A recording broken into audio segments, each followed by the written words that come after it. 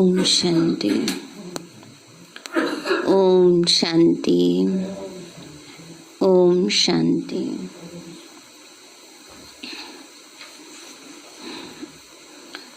आज प्यारे बाबा की 24 तारीख के महावाक्य हैं, अव्यक्त महावाक्य हैं। आज बाबा ने हम बच्चों के मुख्य फाउंडेशन है ब्राह्मण जीवन का, क्या है? पवित्रता। उसके ऊपर मुरली चलाई है। बाबा ने पवित्रता की सूक्ष्मता का ज्ञान दिया है। मनसा वाचा कर्मणा, कितनी पवित्रता हो उसके आधार से ही हर आत्मा पूजनीय बनती है, क्योंकि यही हम ब्राह्मण बच्चों का सबसे बड़ा श्रृंगार है। यही हमारे जीवन का आधार है, यही सबसे बड़ी प्राप्ति है। इसी के आधार से बाबा कहते हैं तुम माया को चैलेंज करते हो।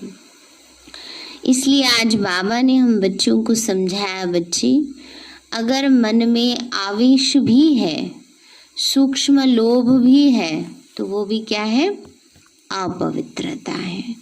तो जो सूक्ष्म बिल्कुल स्वरूप है अपवित्रता का, अंश मात्र भी है, उसको भी बाबा की याद से भस्म करना है, योग अग्नि से भस्म करना है, तभी हमारी ऐसी संपन्न और संपूर्ण अवस्था बनेगी।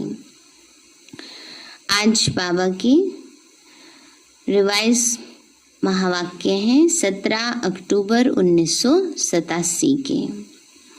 मुरली का हेडिंग है ब्राह्मण जीवन का श्रृंगार पवित्रता।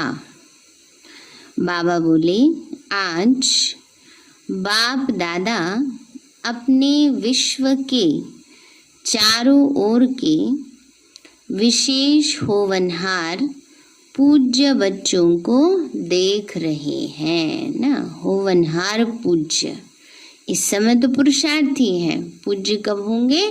भविष्य में। सारे विश्व में से कितने थोड़े अमूल्य रत्न पूजनीय बने हैं। पूजनीय आत्माएं ही विश्व के लिए विशेष जहान के नूर बन जाते हैं। जैसे इस शरीर में नूर नहीं तो जहान नहीं।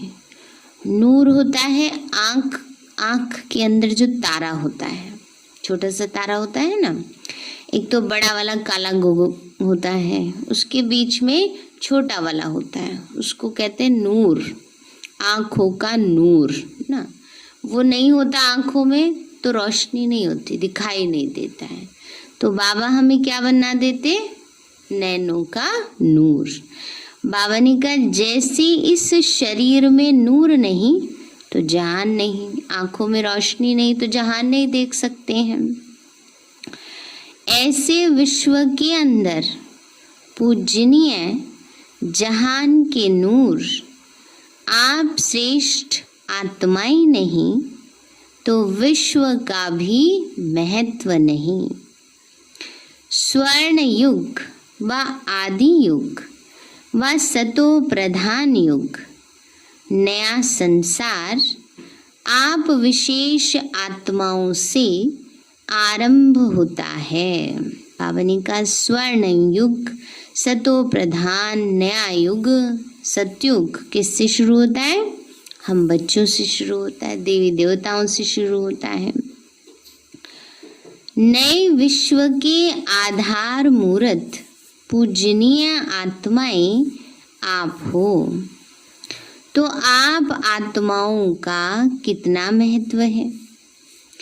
आप पूज्य आत्माएं संसार के लिए नई रोशनी हो।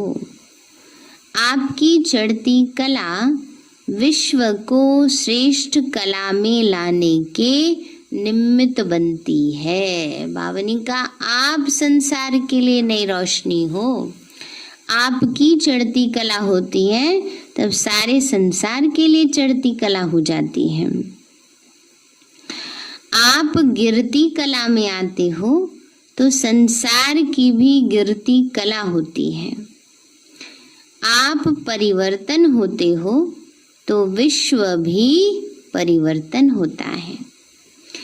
इतने महान और महत्व वाली आत्माएं हो। बाबा समझा रहे हैं, बच्चे आपकी इम्पोर्टेंस क्या है।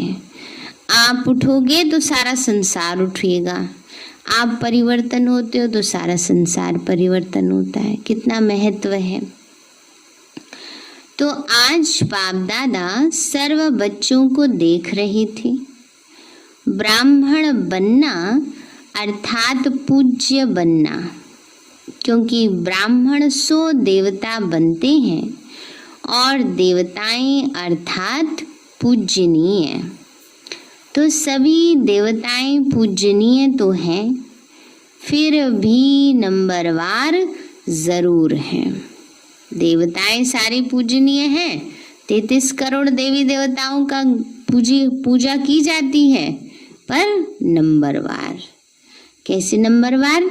किसी को तो प्रॉपर श्रृंगार करके करेंगे, और 33 करोड़ के कैसे? अगर उनको श्रृंगार भी करना होगा तो एक धागा उठाएंगे, कहेंगे वस्त्र समर्पयामि ना, थोड़ा सा तिलक ऐसे लेंगे, यूं छींटा मार देंगे, कहेंगे तिलक समर्पयामि, है ना। और स्नान कराने के लिए भी बस ऐसे यूं लेंगे और यूं छींटे मार देंगे, उसमें क्या कहते हैं, स्नान करा दिया, है ना। तो एक है प्रॉपर रीति से सब कुछ कराना। तो बाबा यही समझा रहे कि नंबरवार जरूर है। किन देवताओं की पूजा विधि पूर्वक और नियमित रूप से होती है, और किन्हों की पूजा विधि पूर्वक नियमित रूप से नहीं होती।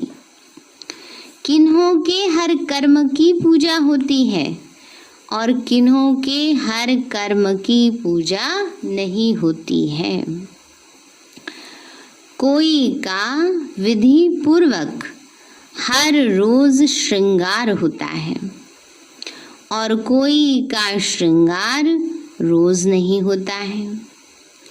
ऊपर ऊपर से थोड़ा बहुत सजा लेते, लेकिन विधि पूर्वक नहीं, है ना। कई ऐसी माता होती है ना, अच्छा फलानी माता को पूजने जाना है, ऐसे बोलते हैं ना, फलानी देवी को पूजने जाना है, तो क्या करेंगे, प्रॉपर वे में नहीं करेंगे, बस पूजने जाना है इसलिए काम उतारेंगे, है ना। तो बाबा कहते हैं बच्चे, किसी की नियम पूर्वक होती है और किसी का श्रृंगार रोज होता है। किसी के हर कर्म की पूजा होती है और किसी का ऊपर से थोड़ा बहुत सजा लेते, लेकिन विधि पूर्वक नहीं। कोई के आगे सारा समय कीर्तन होता और कोई के आगे कभी कभी कीर्तन होता। इन सभी का कारण क्या है? ब्राह्मण तो सभी कहलाते, ज्ञान योग की पढ़ाई तो सभी करते, फिर भी इतना अंतर क्यों है ना। बाबा ने कहा इतना अंतर क्यों? बाबा के बच्चे तो सब हैं, फिर भी कौन सी धारणाओं के आधार पर नंबरवार होते हैं? जानते हो, पूजनीय बनने का विशेष आधार पवित्रता के ऊपर है। जितना सर्व प्रकार की पवित्रता को अपनाते हैं, उतना ही सर्व प्रकार के पूजनीय बनते हैं। और जो निरंतर विधि पूर्वक आदि अनादि विशेष गुण के रूप से पवित्रता को सहज अपनाते, वही विधि पूर्वक पूज्य बनते हैं ना। बाबा ने कहा जो आदि और अनादि विशेष गुण के रूप में ना, कईयों को मेहनत होती है पवित्रता को अपनाने में, बहुत स्ट्रगल करते हैं पवित्रता अपनाने में, लेकिन ऐसे पवित्र आत्माएं हैं ना, जैसे कुमार कुमारी होते हैं, उनको बहुत ज़्यादा मेहनत की आवश्यकता नहीं है, नेचुरल गुण है उनके जीवन का। तो इसलिए बाबा कहते हैं उनके लिए सहज है, पवित्रता सहज रूप से अपनाते, वैस वही विधि पूर्वक पूज्य बनते। सर्व प्रकार की पवित्रता क्या है?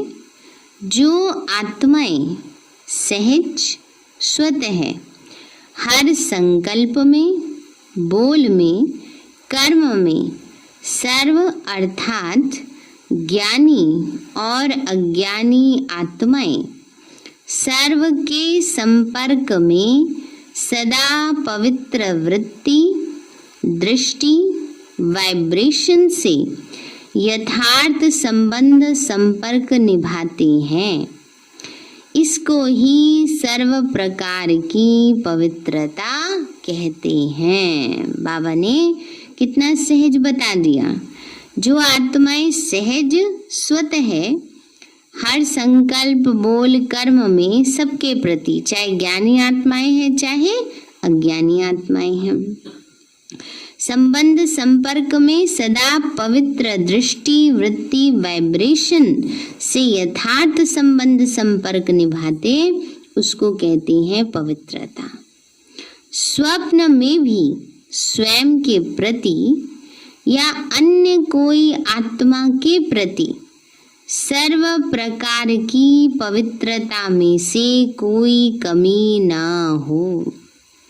मानो स्वप्न में भी ब्रह्मचर्य खंडित होता है, वह किसी आत्मा के प्रति किसी भी प्रकार की ईर्ष्या व आवेश के वश कर्म होता है या बोल निकलता है, क्रोध के अंश रूप में भी व्यवहार होता है, तो इसको भी पवित्रता का खंडन माना जाता है ना। कितनी गहराई से बाबा बता रहे। अगर संकल्प में भी आवेश आ गया है, क्रोध आ गया, किसी आत्मा के प्रति ईर्ष्या आ गई, ऐसे बोल निकल गए, तो बाबा कहते ये क्या है? पवित्रता का खंडन है। जैसे सोचो, जब स्वप्न का भी प्रभाव पड़ता है तो साकार में किए हुए कर्म का कितना प्रभाव पड़ता होगा। इसलिए खंडित मूर्ति कभी पूजनीय नहीं होती ना। इसीलिए घर में भी खंडित मूर्ति रखते हैं? नहीं रखते। टूट जाती है तो कहेंगे अच्छा इसको बाहर रख के आ जाओ ना, अब इसकी पूजा नहीं हो सकती है। तो बाबा यही कहते बच्चे, खंडित मूर्ति कभी पूजनीय नहीं होती। खंडित मूर्तियां मंदिरों में नहीं रहती हैं, आजकल के म्यूजियम में रहती हैं। बाबा कहते हैं खंडित मूर्तियां मंदिर में नहीं, कहाँ रहती हैं? म्यूजियम में रहती हैं। बस लोग देखने जाते हैं, अच्छा ये भी मूर्ति है, देवी की मूर्ति है, बस पूजा नहीं होती है ना खंडित मूर्ति की। वहाँ भक्त नहीं आते, सिर्फ यही गायन होता है, बहुत पुरानी मूर्तियां हैं, बस उन्होंने स्थूल अंगों के खंडित होने को खंडित कह दिया। समझो मिट्टी की मूर्ति है, थोड़ी सी टूट गई तो वो खंडन हो गया। पर बाबा ने क्या समझाया? कौन सा खंडन है? स्थिति में कोई भी बात में खंडित नहीं होना, पवित्रता में।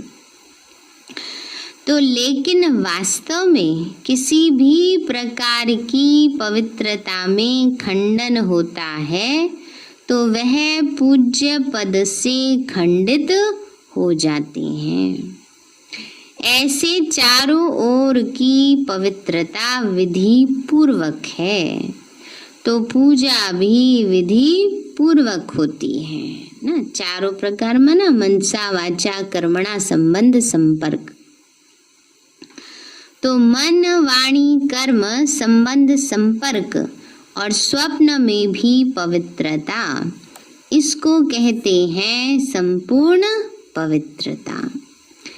कई बच्चे अलबेलेपन में आने के कारण चाहे बड़ों को चाहे छोटों को इस बात में चलाने की कोशिश करते हैं कि मेरा भाव तो बहुत अच्छा था, है ना। जो मुंह में आएगा वो बोल देंगे, फिर कहेंगे नहीं हमारा मतलब ये नहीं था हमारा भाव ये नहीं था, है ना।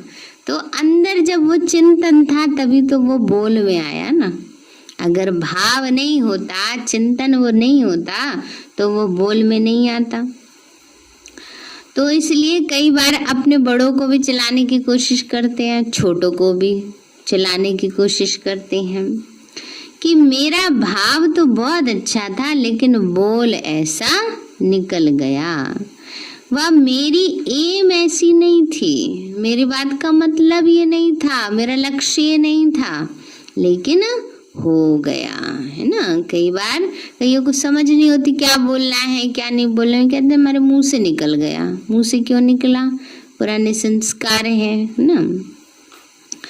या कहते हैं कि हंसी मजाक में कह दिया ना, हमने तो ऐसी मजाक में कह दिया।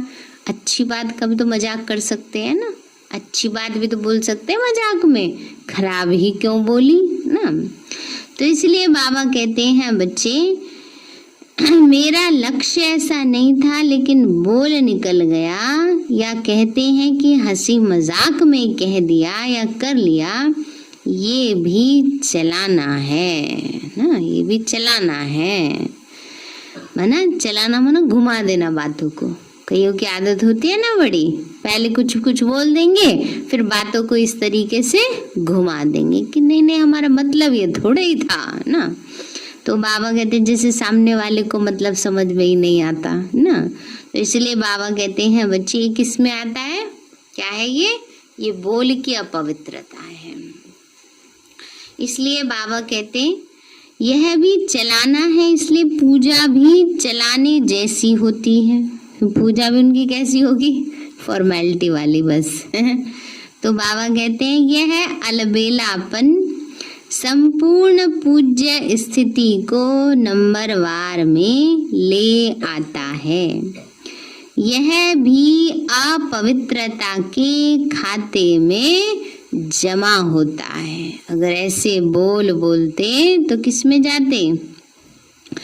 अपवित्रता के खाते में जमा हो जाता। सुनाया ना, पूज्य पवित्र आत्माओं की निशानी यही है कि उन्हों की चारों प्रकार की पवित्रता स्वाभाविक, सहज और सदा होगी। उनको सोचना नहीं पड़ेगा, लेकिन पवित्रता की धारणा स्वतः ही यथार्थ संकल्प, बोल, कर्म और स्वप्न लाती है। यथार्थ अर्थात एक तो युक्ति युक्त, दूसरा यथार्थ अर्थात हर संकल्प में अर्थ होगा, बिना अर्थ नहीं होगा ना। बाबा ने कहा यथार्थ का मतलब सही, तर्क संगत होगा ना, हर बात में मतलब होगा, सही मतलब होगा, अच्छा मतलब होगा। ऐसे नहीं भाव कुछ है और कहेंगे हमने तो ऐसी हंसी में बोल दिया पर इंटेंशन तो कुछ और ही थी ना। तो ऐसे नहीं कि ऐसे ही बोल दिया, ऐसे ही निकल गया, कर लिया, हो गया, ऐसे चलाने वाले नहीं होंगे कि हमने तो ऐसे ही बोल दिया, हमारे मुंह से तो ऐसे ही निकल गया, हमने तो मजाक किया था। तो बाबा कहते हैं जिनके अंदर पवित्रता होगी उनके मुख से ऐसे बोल नहीं निकलेंगे। तो ऐसी पवित्र आत्मा सदा हर कर्म में अर्थात दिनचर्या में यथार्थ युक्ति युक्त रहती है। इसलिए पूजा भी उनके हर कर्म की होती है, अर्थात पूरे दिनचर्या की होती है। जो अपनी दिनचर्या में एक्यूरेट रहते हैं तो बाबा ने कहा उनकी पूजा भी कैसी होती है? एक्यूरेट होती है। उठने से लेकर सोने तक भिन्न भिन्न कर्म के दर्शन होते हैं। बाबा ने कहा उठने से लेकर सोने तक क्या होंगे?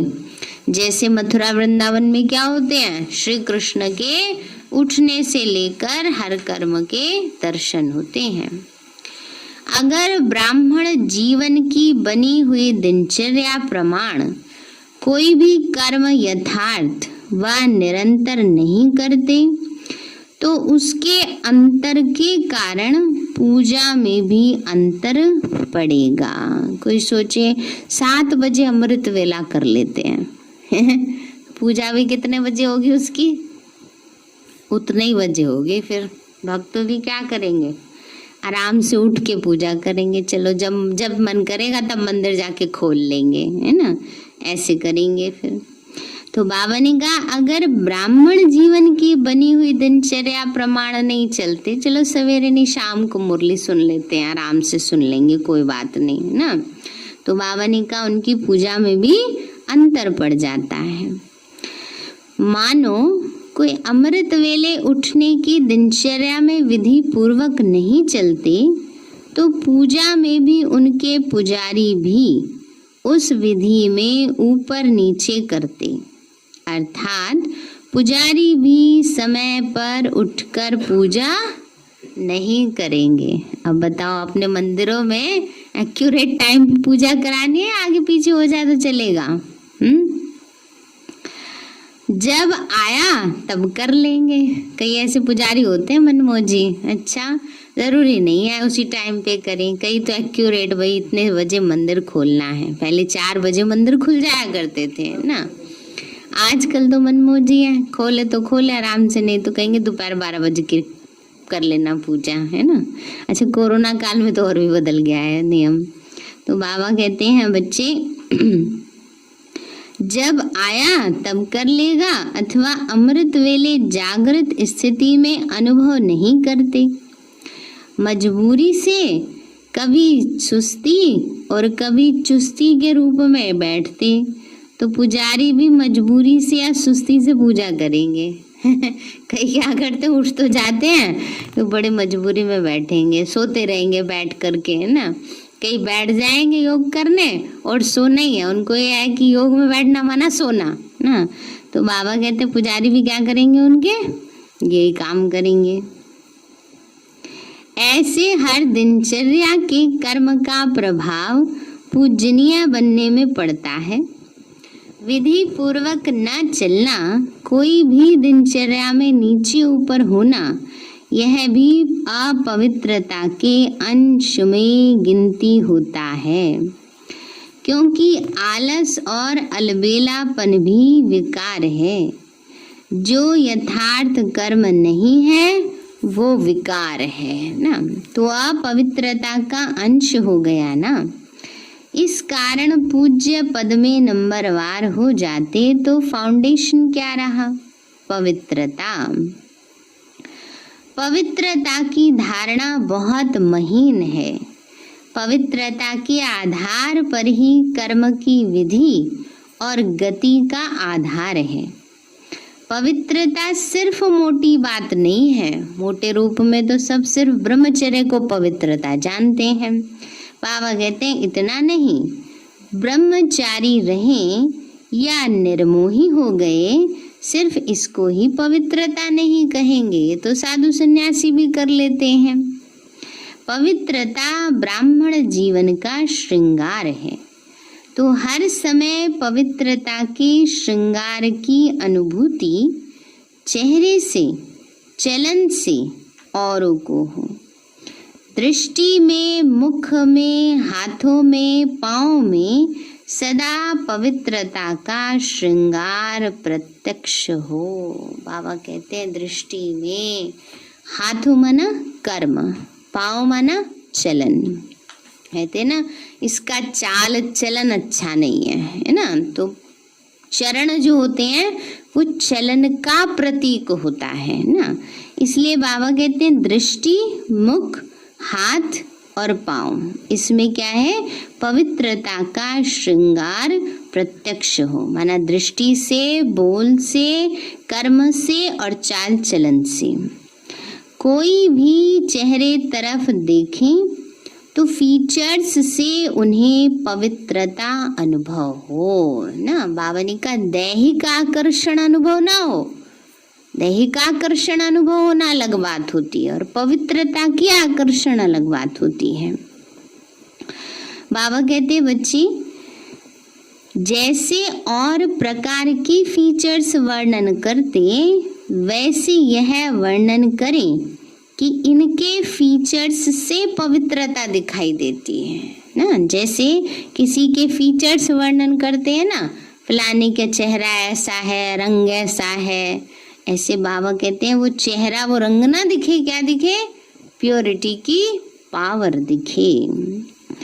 तो बाबा कहते हैं बच्ची ऐसे पवित्रता दिखाई देती है, यह वर्णन करें।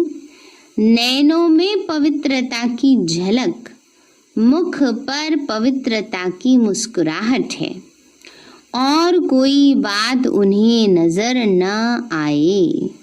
इसको कहते हैं पवित्रता के श्रृंगार से श्रृंगारी हुई मूरत। बाबा ने कहा कोई देह को ना देखे, देह पर आकर्षण ना हो, लेकिन पवित्रता के श्रृंगार से श्रृंगारी हुई मूरत नजर आए। समझा? पवित्रता की तो और ही बहुत गुह्यता है, वो फिर सुनाते रहेंगे। जैसे कर्मों की गहन गति है, पवित्रता की परिभाषा भी बड़ी गुह्य है, और पवित्रता ही फाउंडेशन है। अच्छा, आज गुजरात आया है। गुजरात वाले सदा हल्के बन नाचते और गाते हैं। गुजरात में गरबा करते हैं ना, डांस बहुत करते हैं लोग, फंक्शन होता है। तो चाहे शरीर में कितने भी भारी हों, लेकिन हल्के बन नाचते हैं, है ना। गुजरातियों को अच्छे देखो हेल्दी होते हैं और गरबा खूब मजे से करते हैं। तो गुजरात की विशेषता है सदा हल्का रहना, सदा खुशी में नाचते रहना, और बाप के व अपने प्राप्तियों के गीत गाते रहना। बचपन से ही नाचते गाते अच्छा है। ब्राह्मण जीवन में क्या करते हो? ब्राह्मण जीवन अर्थात मौजों की जीवन। गरबा रास करते हो ना, तो मौज में आ जाते हैं। अगर मौज में ना आए तो ज्यादा नहीं कर सकेंगे। मौज मस्ती में थकावट होती है? नहीं होती है। बच्चों को मौज मस्ती कितनी भी करा लो, काम एक करने को दे दो, कहेंगे हम तो थक गए हैं। क्या किया? कुछ भी नहीं, बस थोड़ा सा ही काम किया, लेकिन मौज किया तो सारा दिन बिता देते हैं ऐसे ही। तो बाबा कहते हैं बच्चे अगर मौज में ना आए तो ज्यादा नहीं कर सकेंगे। मौज मस्ती में थकावट नहीं होती, अथक बन जाते। तो ब्राह्मण जीवन अर्थात सदा मौज में रहने की जीवन, वो है स्थूल मौज, और ब्राह्मण जीवन की है मन की मौज। तो सदा मन मौज में नाचता और गाता रहे। वह लोग हल्के बन नाचने गाने के अभ्यासी हैं, तो इन्हों को ब्राह्मण जीवन में भी डबल लाइट बनने में मुश्किल नहीं होती। तो गुजरात अर्थात सदा हल्के रहने के अभ्यासी हो। अभ्यासी कहो, वरदानी कहो। तो सारे गुजरात को वरदान मिल गया डबल लाइट। मुरली द्वारा भी वरदान मिलते हैं ना, तो बाबा ने सारे गुजरात को क्या वरदान दे दिया? Double light. सिर्फ गुजरात को नहीं, सब बच्चों को दिया है। सारे बच्चे क्या बन गए? डबल लाइट, बिल्कुल हल्के। तो सुनाया ना, आपकी इस दुनिया में यथाशक्ति यथा समय होता है, यथा और तथा। और वतन में तो यथा तथा की भाषा ही नहीं। यथा और तथा का मतलब है जितना जैसा करोगे वैसा पाओगे, यथा तथा उसको कहते हैं। तो जैसा को तैसा ना। तो बाबा कहते हैं लेकिन यहाँ तो वतन में तो यथा तथा की कोई बात ही नहीं है, किसी का कोई वही नहीं है। तो बाबा कहते हैं बच्चे वतन में यथा तथा की भाषा ही नहीं है। यहाँ दिन भी तो रात भी देखना पड़ता है ना। बाबा ने कहा यहाँ तो दिन और रात देखना पड़ता है। वहाँ न दिन है न रात है, न सूर्य उदय होता है न चंद्रमा है, दोनों से परे हैं। आना तो वहाँ है ना। बच्चों ने रूह रिहान में कहा ना कि कब तक। बाबा से बच्चे रूह रिहान करते हैं, बाबा ऐसे कब तक चलेगा। तो बाबा कहते हैं बच्चे, बाप दादा कहते हैं आप सभी कहो कि हम तैयार हैं, तो अभी कर लेते हैं। फिर कभी का तो कोई सवाल ही नहीं कि कब होगा विनाश, बाबा कब तक ऐसे चलेगा। बाबा कहते हैं तो सवाल ही नहीं है, अभी कर लेते हैं, माला तैयार कर लो, अभी कर लेंगे।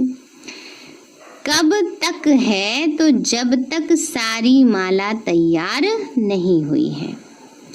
अभी नाम निकालने बैठते हो तो 108 में भी सोचते हो कि यह नाम डाले या नहीं डाले, है ना। बाबा कहते हैं अभी नाम निकालने बैठते हैं महारथी, तो सोचते हैं कि ये नाम इनका डाले या नहीं डाले। अभी 108 की माला में भी सभी वही 108 नाम बोले नहीं, फर्क हो जाएगा। तो बाप दादा तो अभी घड़ी ताली बजावे और ठकाठक शुरू हो जाएगी। एक तरफ प्रकृति और एक तरफ व्यक्ति मना लोग। बाबा कहते हैं बाबा को क्या देर लगेगी, बाबा सेकंड में ताली बजावे, घंटी बजावे और विनाश शुरू। लेकिन बाबा तो किसके लिए रुके हैं, हम बच्चों के लिए। क्या देरी लगती है, लेकिन बाप का सभी बच्चों में स्नेह है। हाथ पकड़ेंगे तब तो साथ चलेंगे ना, हाथ में हाथ मिलाना अर्थात समान बनना। आप कहेंगे सभी समान, अथवा सभी तो नंबर 1 बनेंगे नहीं, लेकिन नंबर 1 के पीछे नंबर 2 तो होगा, हैं। बाबा कहते हैं बच्चे भी बड़े चालाक हैं। बाबा को क्या कहते हैं, बाबा सारे थोड़ी संपन्न बन जाएंगे, सारे थोड़ी नंबर 1 बन जाएंगे। बाबा कहते हैं कोई बात नहीं, 2 बन जाओ, 3 बन जाओ, 4 बन जाओ। तो बाबा कहते हैं बच्चे अच्छा बाप समान नहीं बने, लेकिन नंबर 1 दाना जो होगा वो तो समान होगा ना। तीसरा 2 के समान होगा, चौथा 3 के समान होगा, ऐसे तो समान बने। तो 1 2 के समीप होते माला तैयार हो, ऐसी स्टेज तक पहुंचना अर्थात समान बनना। 108 दाना 107 से तो मिलेगा ना, उनके जैसी विशेषता भी आ जाए तो भी माला तैयार हो जाएगी। नंबर वार तो होना ही है, समझा। बाबा तो कहते अभी कोई है गारंटी करने वाला कि हाँ सब तैयार हैं। बाप दादा को तो सेकंड लगता है, दृश्य दिखाते हैं ना, ताली बजाई और परियां आ गई। तो ऐसे बाबा कहते हैं बाबा को तो सेकंड लगेगा, बाबा ताली बजाएगा और क्या होगा, सेकंड में विनाश हो जाएगा। अच्छा, फिर बाबा ने पार्टियों से मुलाकात की। बाबा बोले विश्व में सबसे श्रेष्ठ भाग्यवान अपने को समझते हो।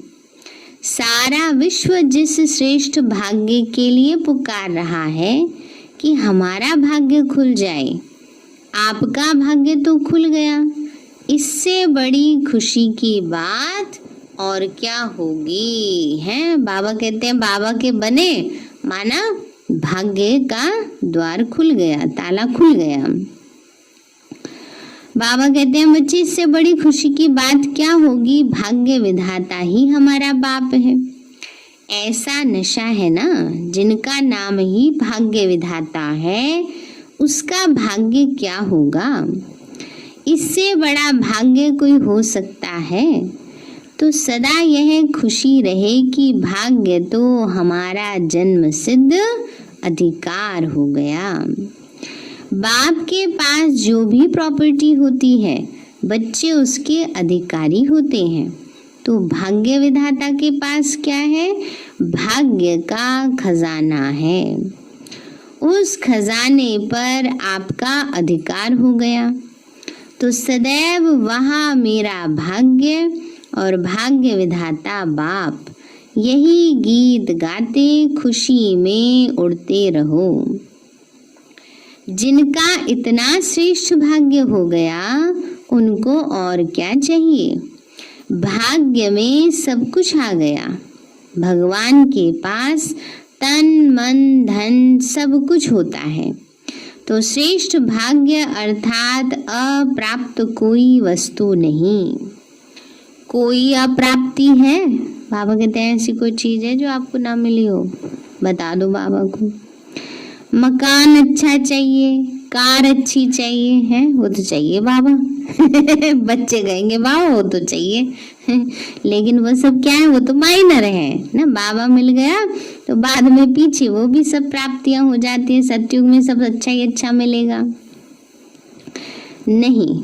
जिसको मन की खुशी मिल गई उसे सर्व प्राप्तियां हो गई। कार तो क्या, लेकिन कारून का खजाना मिल गया। कोई अप्राप्त वस्तु है ही नहीं। ऐसे भाग्यवान हो। विनाशी इच्छा क्या करेंगे? जो आज है कल है ही नहीं, उसकी इच्छा क्या रखेंगे।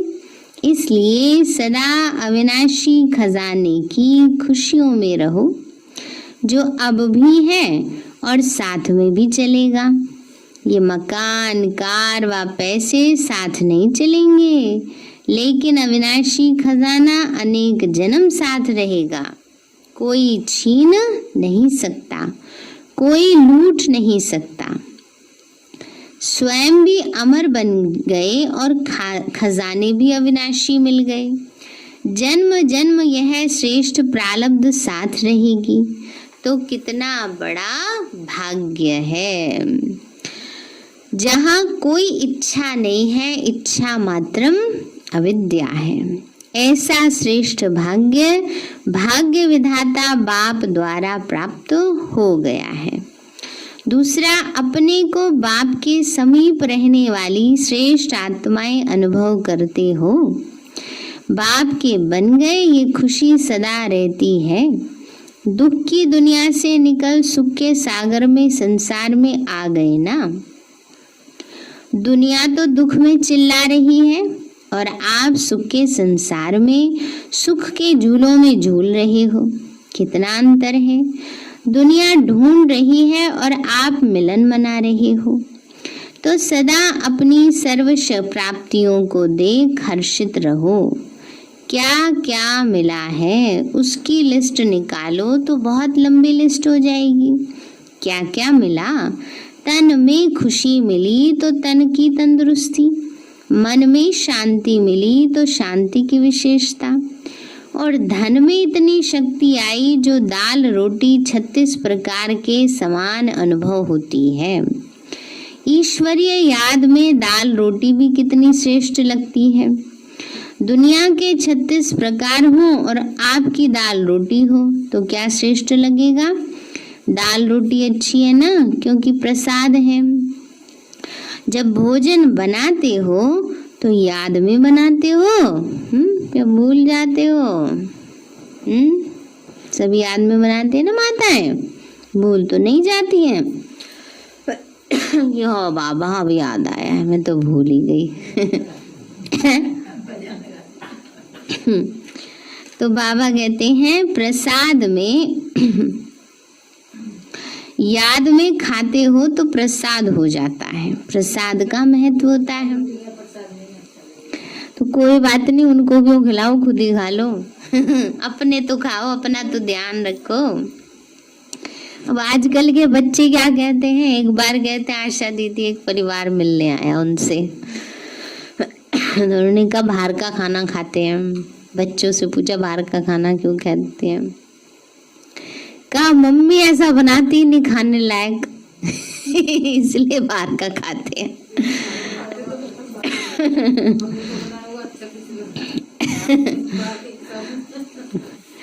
सबकी अलग अलग वो है वैसे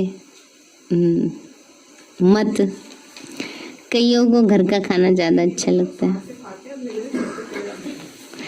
ये भी बात है। बाहर का खाना खिलाने की आदत किसने डाली? किसने डाली? बचपन में बच्चे को थोड़ी पता था बाहर ये मिल रहा है, किसने डाली? पेरेंट्स से तो डालते हैं ना, शुरू में आदत बिगाड़ो नहीं तो सुधारनी नहीं पड़ेगी ज़्यादा, बड़े होते हैं तो चलो खैर धीरे धीरे संस्कार बदलते हैं तो प्रभाव में आ जाते हैं। लेकिन बाबा जो कह रहे हैं वो भी सही है। प्रसाद का महत्व होता है, आप सभी रोज प्रसाद खाते हो ना, चलो दूसरे का तो नहीं, अपना तो ध्यान कर ही सकते हैं ना, दूसरे नहीं खाते कोई बात नहीं, हम तो बाबा की याद में बनाए खाएं, पहले अपने आप को तो संपूर्ण बना लें। प्रसाद में कितनी शक्ति होती है, तो तन मन धन सभी में शक्ति आ गई, इसलिए कहते हैं अप्राप्त नहीं कोई वस्तु ब्राह्मणों के खजाने में। तो सदा इन प्राप्तियों को सामने रख खुश रहो, हर्षित रहो। अच्छा, चारों ओर के परम पूज्य श्रेष्ठ आत्माओं को, सर्व संपूर्ण पवित्रता के लक्ष्य तक पहुंचने वाले तीव्र पुरुषार्थी आत्माओं को, सदा हर कर्म में विधि पूर्वक कर्म करने वाले सिद्धि स्वरूप आत्माओं को, सदा हर समय पवित्रता के श्रृंगार में सजी हुई विशेष आत्माओं को बाप दादा का स्नेह संपन्न याद प्यार स्वीकार हो। अच्छा, मीठे मीठे सिक्के लदे बच्चों प्रति का याद प्यार और गुड मॉर्निंग। रूहानी बाप की रूहानी बच्चों को नमस्ते। रूहानी हम बच्चों की रूहानी माता पिता बाप दादा नमस्ते नमस्ते नमस्ते बाबा नमस्ते। वरदान दिया बाबा ने, कर्म द्वारा गुणों का दान करने वाले डबल लाइट फरिश्ता भव। बाबा बोले जो बच्चे कर्मणा द्वारा गुणों का दान करते हैं उसकी चलन और चेहरा दोनों ही फरिश्तों की तरह दिखाई देते हैं। वे डबल लाइट अर्थात प्रकाश में और हल्केपन की अनुभूति करते हैं। उन्हें कोई भी बोझ महसूस नहीं होता, हर कर्म में मदद की महसूसता होती है, जैसे कोई शक्ति चला रही है। हर कर्म द्वारा महादानी बनने के कारण उन्हें सर्व के आशीर्वाद व सर्व के वरदानों की प्राप्ति का अनुभव होता है ना। बाबा ने कहा जो आत्माएं कर्म द्वारा गुणों का दान करती हैं वो सदा डबल लाइट रहती हैं। स्लोगन है, सेवा में सफलता का सितारा बनो, कमजोर नहीं। सेवा में सफलता का सितारा बनो, कमजोर नहीं। और मुरली का हेडिंग है ब्राह्मण जीवन का श्रृंगार। क्या बताया बाबा ने? पवित्रता ना। तो कितना अपने ऊपर अटेंशन रखना है, मनसा वाचा कर्मणा, संपूर्ण पवित्रता की धारणा करनी है। बाबा कहते हैं मनसा वाचा कर्मणा संबंध संपर्क सब में इतनी पवित्रता हो। आज का सुमान है, मैं तपस्वी मूर्त आत्मा हूँ। अभ्यास है तपस्वी अर्थात सदा बाप की लगन में लवलीन, प्रेम के सागर में समाये हुए, ज्ञान आनंद सुख शांति के सागर में समाये हुए, तपस्या द्वारा शांति की शक्ति की किरणें चारों ओर फैलती हुई अनुभव करें। अच्छा, ओम शांति। मीठे बाबा, आपने हमें सब कुछ दिया, आपका पदम गुणाबार शुक्रिया। प्यारे बाबा, आप हमें ज्ञान गुण शक्तियों वरदानों और सद्बुद्धि से भरपूर करते हो। आपका बार बार शुक्रिया।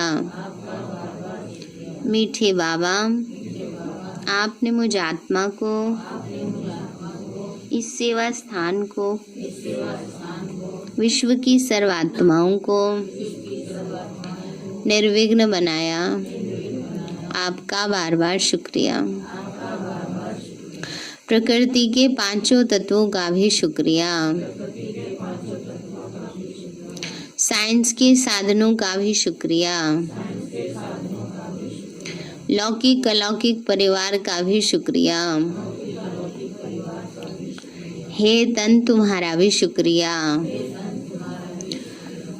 विश्व की सर्वात्माओं का और ब्रह्मांड की सारी शक्तियों का सब प्रकार का सहयोग देने के लिए शुक्रिया। मीठे बाबा, मुझ आत्मा ने जाने अनजाने में जिन भी आत्माओं को मनसा वाचा कर्मणा दुख दिया है, मैं उन सभी से क्षमा चाहती हूँ। मुझे क्षमादान दिलाओ। और जिन आत्माओं ने मुझे दुख दिया है, विघ्न रूप बने हैं, मैं उन सभी को दिल से क्षमा करती हूँ। सबका कल्याण हो, सबको सुख शांति सद्बुद्धि मिले और बाबा के सेंटर की सेवाएं खूब बढ़ती जाएं। शिव बाबा से सारी शक्तियाँ मुझ आत्मा में समा रही हैं, पूरे शरीर में फैल रही हैं, पूरे घर में फैल रही हैं, पूरे देश पूरी दुनिया में फैल रही हैं। सब प्रकार के वायरस नष्ट होते जा रहे हैं। मैं आत्मा परम धाम में चमकती हुई मणि हूँ। सतयुग में पावन देवताई शरीर में हूँ। मैं अष्टभुजाधारी देवी दुर्गा हूँ। विघ्न विनाशक गणेश हूँ। मैं बाबा की छत्र छाया में पलने वाली सर्वश्रेष्ठ ब्राह्मण आत्मा हूँ। मैं फरिश्ता हूँ। मेरे साथ सब कुछ बहुत अच्छा होगा। मेरे साथ सब कुछ बहुत अच्छा होगा। मेरे साथ सब कुछ बहुत अच्छा होगा। मेरे साथ सब कुछ बहुत अच्छा होगा।